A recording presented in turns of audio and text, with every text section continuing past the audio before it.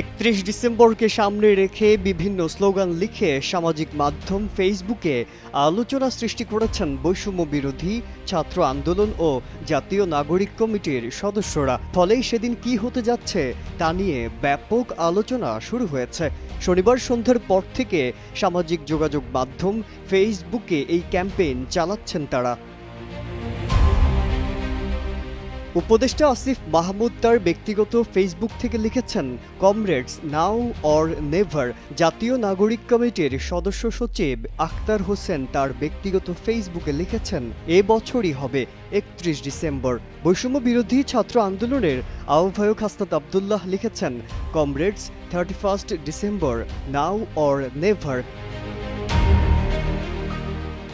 বৈষম্য বিরোধী ছাত্র আন্দোলনের অন্যতম সমন্বয়ক রিফাত রশিদ তার ফেসবুক পোস্টে লিখেছেন, all eyes on 31 December 2024 now or never.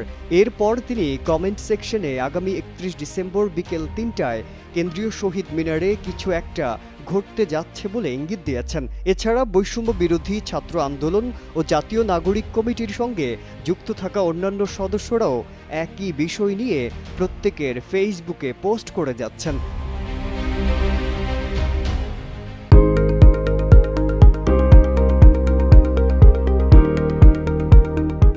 বৈষম্য বিরোধী ছাত্র আন্দোলনের কয়েকজন সমন্বয়ক সূত্রে জানা যায়, 31 ডিসেম্বর শহীদ মিনারে এক অনুষ্ঠানে জুলাই অভ্যুত্থানের ঘোষণাপত্র পাঠ করা হতে পারে।